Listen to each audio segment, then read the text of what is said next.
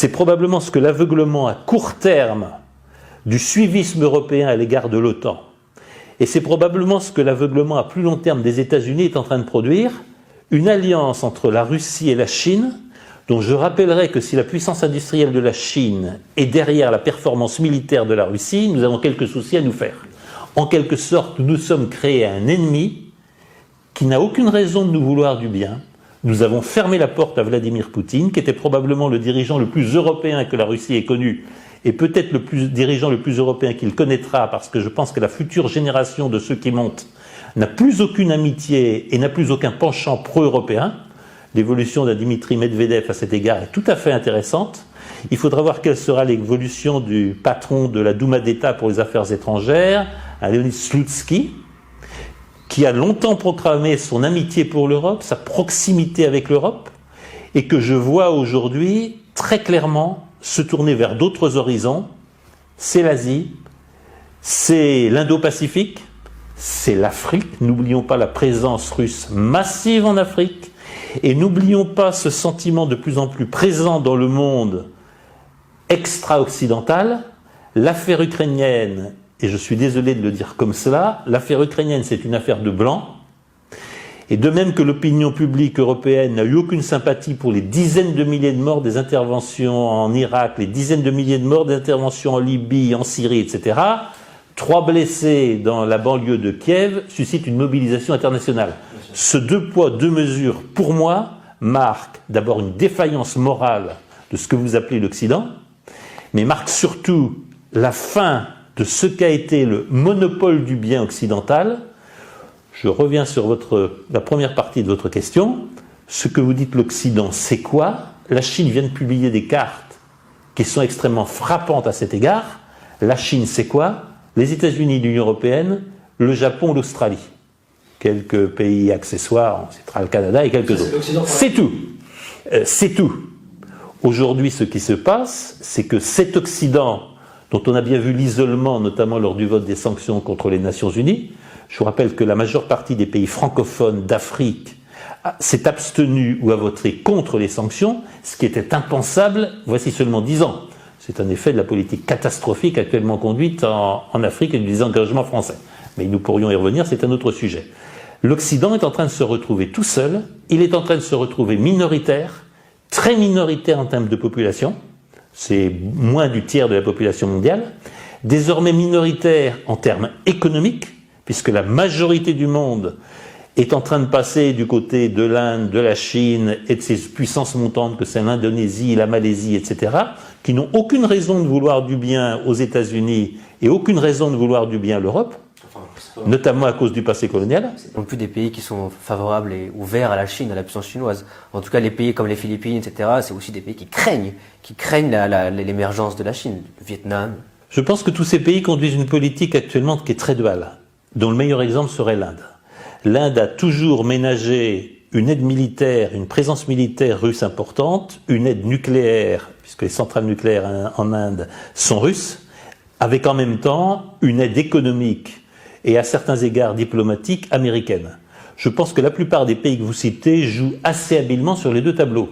Mais ce qui me frappe actuellement, c'est que face ou dans le processus de dédollarisation du monde, dans le processus de ratification ou non des sanctions, aucun de ces pays ne peut éviter de se poser la question: si demain je me retrouve opposé aux intérêts américains, est-ce qu'ils vont saisir les avoirs de ma banque centrale? Est-ce qu'ils vont me couper de la sphère financière internationale? Et à cet égard, les États-Unis ont commis quelques fautes stratégiques absolument majeures. Il est totalement illégal d'avoir saisi les avoirs de la banque centrale russe, comme il est absolument scandaleux d'avoir saisi les 7 milliards de dollars d'un des pays les plus pauvres du monde, ravagés par les guerres civiles, les interventions américaines et occidentales, et désormais le régime taliban. Les 7 milliards de dollars confisqués à la banque centrale afghane, pays le plus riche du monde, appauvrit le pays le plus pauvre du monde, ce sont des choses qui se paient. Et il n'y a pas un pays du monde, j'ai eu l'occasion de beaucoup voyager l'an dernier, il n'y a pas un pays du monde qui ne se pose pas aujourd'hui la question: que se passe-t-il si je ne m'aligne pas sur les intérêts américains?